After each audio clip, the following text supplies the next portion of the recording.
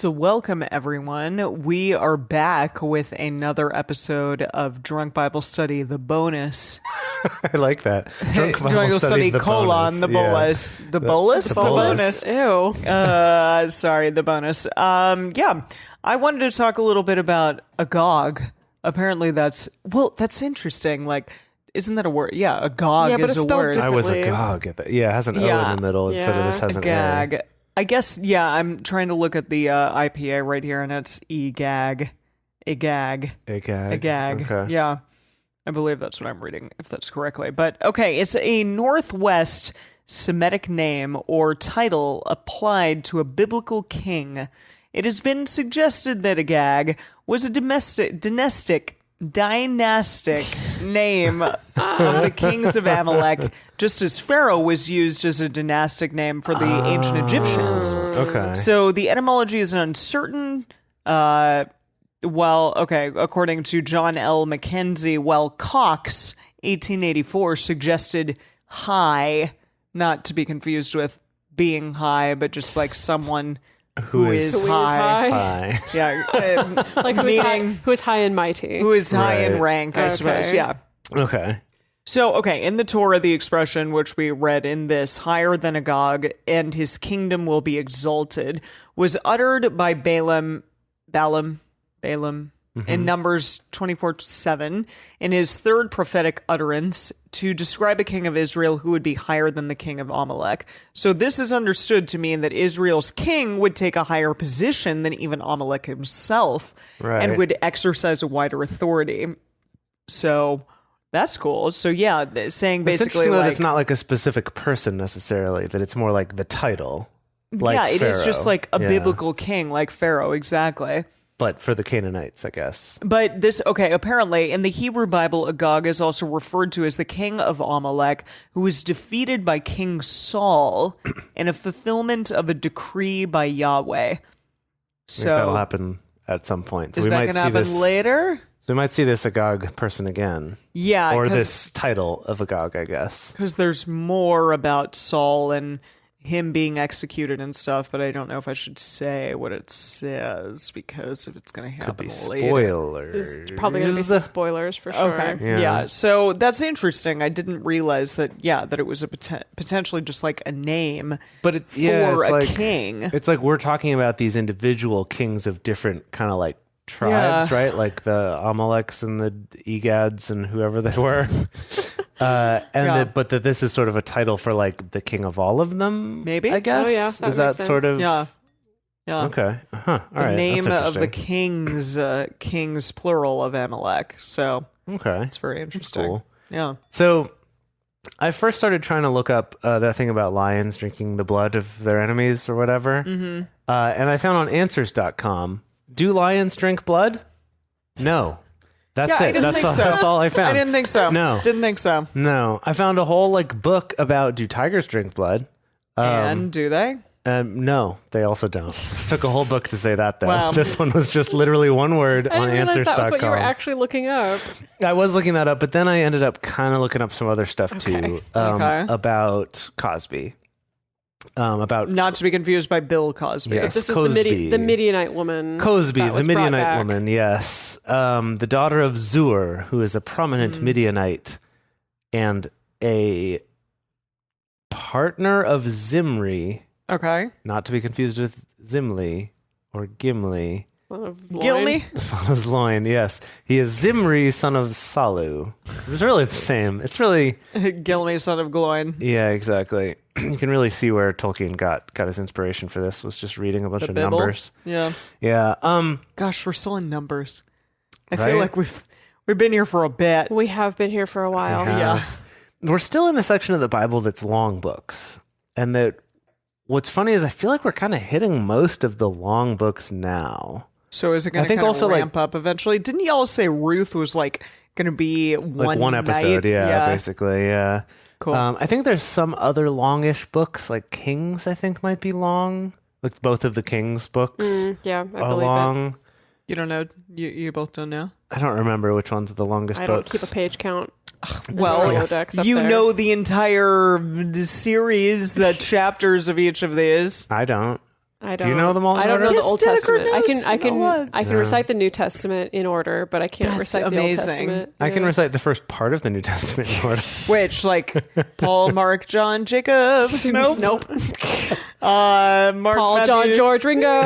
Yeah. Mark, Matthew, James, and John. Nope. Yep. What is it? Mark. Yep. It's like Mark, Matthew, Mark, Mark. Steve, Grumpy, Sleepy. Oh my god. Matthew, Mark, Luke, and John. Yeah, Yes, good that's job. the first Good job. four. Well done. Oh. Yeah. Then Acts, Corinthians. Nope. Nope. Shit. I'm not going to do Acts, this Romans, You Corinthians. did it before. Acts, Romans, I'm not Corinthians, gonna- Philippians, Ephesians, now. No. Carthaginians. Stop, Chase. Just stop. Stop. Get back to what you were talking about. And Revelations. What's before Revelations? Some 3rd John. Seriously? Yeah. 1st, 2nd, 3rd John. And then Then it's Revelations? Revelations. Yeah. That's boring. I mean, you don't know until you Tell get us- to the content. Tell us of- about Cozbi, please. Well, okay, yeah. So How's I old was, Bill doing? I was, gosh, I was trying to look up another one of these things, right? About like what's going on with Cozbi and these people being killed and all that. And okay, I kind of found two sort of different takes on this, right? Okay. So this one is by Max Sicherman, who wrote something for the Jewish Bible Quarterly called "The Political Side of the Zimri Cozbi Affair." Oh boy. Oh. Yeah. Wow. So basically, Wait, was it an affair? I guess because Zimri was an Israelite?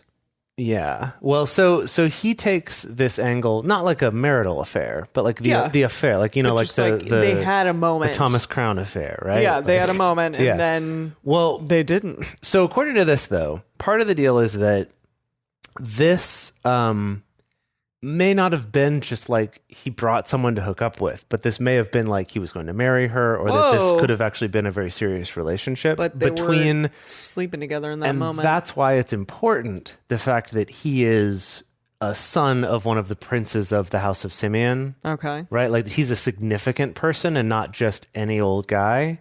And then similarly, that she's related to someone high up amongst the Midianites. Because they make it sound, in some of those translations, they make it sound like she's just a common prostitute. Yeah, they keep saying know, like like they're But then in a at the end, whorehouse. though, prostituting. Yeah, well, that wasn't about her. That was about, in general, everyone what they was were making doing. themselves. But still, they still Right. made it seem as though she's just like trash. Right. Well, so I'm going to get like this other one I read kind of talks a little bit more about this sort of delayed reveal That it she's actually is- important. that she's actually that he's important and that she's important. was and there that a delayed there's- reveal? Yeah, because it wasn't until the end that they were like, oh, and this was the son of so-and-so who was the son of so-and-so. Sorry. Uh-huh. Yeah. Right. And that it was like we got revealed that it's an Israelite man and then it's a Midianite woman, but then it's not till the end when we get the big like, aha. And I guess Israelite man I'll and a skip to that. I'll Midianite come back woman. to this Okay. first one. So Okay, this second okay. article was basically talking about saying that this, specifically this like redacted version that we get in Numbers, How is it redacted? meaning like that we're not getting all the information, I right? We're see. just getting Okay. like what they've decided to write down and give to us could be political in nature, or kind of trying to use this as a way to like put down the House of Simeon potentially. That's what I figured by the fact that they're like, oh, by the way, this person was related to Simeon. I was Right. like, that seems like that's Oh. a very specific. Yeah. Yeah. Yeah. Also mentioned in passing that this plague that was stopped could have been the plague of all these guys getting hanged. Like that, Oh, that could really? have been referring to I that thing. see. Remember that Yahweh told Moses I remember, to do that? but that's not But that like maybe a normal plague. yeah, but basically like this one, it says, and these 24,000 people, most of whom were from the house of Simeon, died because of this plague / getting hanged for worshiping A Peor plague of or whatever. hangings. Yeah, a plague of hangings. Yeah, and wait, did Moses like set out to do this to these people too? To hang them? Well, he told everyone to. Oh, okay. 'Cause Remember, I thought, he gave that announcement and said, "We're going to kill them all. cool. Everyone who worshipped Peor, we got to hang them." Yeah, but it's like, who is we? Like, who is actually performing these hangings? that I don't know. The hanging boy. Yeah. I guess, yeah. But so to go back now to this first article, Okay. this is kind of making the case that this was actually more of like a political marriage. Okay. That Oh, interesting. That just went Phineas, poorly? no, that Phineas stopped. That this person is arguing, they're kind of being a little bit of an apologist, if I say so, of saying that Phineas kind of protected Israel from this potentially dangerous political marriage taking place. That Yeah, would by have like weakened brutally, them. horrifyingly I know, it's awful. murdering them. But here's the thing It that he is very points Game out. of Thrones, though. Here's the thing he points out that's interesting. Remember how we had the layout where there's the different tribes on the different sides? And it's a cross. Right? It's in that sort of cross-shaped. Yeah, like a compass. So Simeon is on the east side, and based on where they were at this time, Midian was also on the east side. Okay. So it's sort of like they were the ones who would have had most interaction Most of the contact. and the most contact with people from that Interesting. side. Yeah. Huh. Yeah. And so anyway, maybe they would they have been the ones to initiate, like, oh, let's make this kind of political marriage since we're hanging out. Interesting. And or then, they just fell in love Or that. or lust or something, but that could have been dangerous to Israel's security because then they would have had an in to Israel. I don't know. Huh. Then so the second article that I talked about, okay, this is all getting sort of very biblical sort of of you. zippered together, son of zipper. Together. Yeah, son of Zipper. Dang. So the other one was talking about the fact that they walk by people mourning at Yeah. the tent of meeting. Yeah. And kind of being like, that's weird that they happen to come by this place at this like really inappropriate Awkward time. right? And kind of makes the case that that's the place that people go to like come before the judges. Yeah. And that perhaps Judges. That's a book later on in the that Bible. is a book later on, but that perhaps this couple, actually a couple, were coming there specifically to talk to someone. Whoa. Potentially, and that's why they saw them there, is because they came to like talk to one of the judges and then went and killed them later in their bed or something like that. I don't know. So just like there's a lot of like conspiracy theorists on either side, I guess, I'm into it. around this Wow. particular thing. Yeah. Okay. Yeah. Well, just like last week's bonus episode, I'm going to be the one talking about more gross stuff. Great. That wasn't gross I'm enough. going to take some more drinks of this wine. So let's talk about Baal. Ball. So just Baal. Baal, the ball god. Ball god. God of balls. Yeah. Well, may not be too far off. So first of all, it's not the last time we'll see Baal, the god, because there were many Baals. Baal was just really? like the Canaanite word for lord or master or god. Like Agog. Or even husband as well. There was also a feminine version of Baal that would mean like lady or wife or stuff like that. So it's just kind of a generic term for like masculine god, basically, or masculine authority figure. Huh. So that's why they clarify this is Baal Peor, which is Okay. the Baal of Peor. And Peor meaning either open space or cavity or yearning or lust, possibly sexual cavities, that body Yeah, I'm cavities. like, is this where Sexual we're going here? aspect, Is this yeah. where we're Okay, going? so hang on. There's a couple different interpretations. There's a theory that like Baal's worship involves sex practices, hence Yeah, why I read that in some of my the stuff Midianite too. Yeah. women, Really? you know, the theory that it's like they may have been temple prostitutes or something that Mm-hmm. seduced the Israelite men into having sex with them in worship of Baal. To be fair, these Israelite people They in seem general have really just been into looking it. for anywhere else to go than Yahweh seem- because yeah, they've just- been pretty desperate. disenchanted. Because Yeah. they're in an abusive relationship, for Well, God's sake. okay, yeah. Okay. So there's that. There's also a grosser interpretation of the worship of Baal. Okay. There's in the Talmudic Okay. translation basically associates Baal Peor specifically with excrement. So it's like basically either the worship of Baal Peor is sex or it's poop. Because in the Talmud, they also kind of suggest that worship of Baal was like pooping in front of the idol or that it had to do with that, like the anal cavity and anal opening. And that was the worship of Emily's face. I can't tell what face you're giving me, right? I think she just doesn't approve of this theory. Well, okay.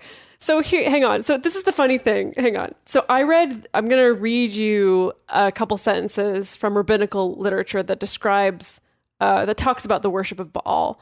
And I first read it and then learned about the sex stuff. And then I learned about the poop stuff and then read it again, and it like could be interpreted in multiple different ways. Okay, bring it to us. So I'm just going to read this. Okay. The worship of this idol consisted in exposing that part of the body which all persons usually take the utmost care to conceal. So could be your junk, could be your butt. Could be the asshole. Okay. It is related that on one occasion, a strange ruler came to the place where Peor was worshipped. I'm sorry, I thought of a ruler like a ruler, like a person. And then I was like, is this ruler going to go up a cavity? I don't know. No. Stop it. Okay. I'm sorry. Again, Let me try again. Anything could be anything with the Bible. Okay. It is related that on one occasion, a strange ruler came to the place where Peor was worshipped to sacrifice to him. But when he heard of this silly practice, he caused his soldiers to attack and kill the worshippers of the god.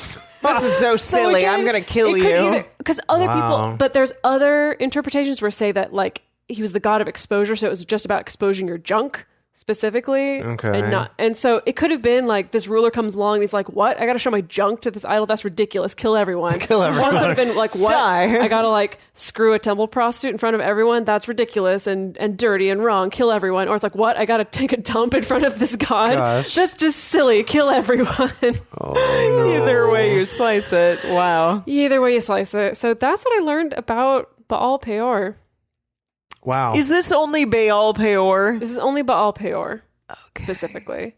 Although apparently Beelzebub also is related to excrement. Beelzebub? But again, Beelzebub will show up later on. But again, I don't know, it was actually that, or is this like the propaganda version Right? of That's what it makes me think. So it's like the reason why Baal is so bad is because it has to do with sex and poop, and it's disgusting. Wait, and that's how you get people to turn against the god. How were you supposed to like know that that's what they meant out of them just saying like the place that everybody wants to conceal? That's not the only thing. So specifically here we can get actually into the freaking Hebrew about it. So the Hebrew verb is pa'ar, which means to open wide. It's used to apply to the mouth, but suggests to allude to other bodily cavities.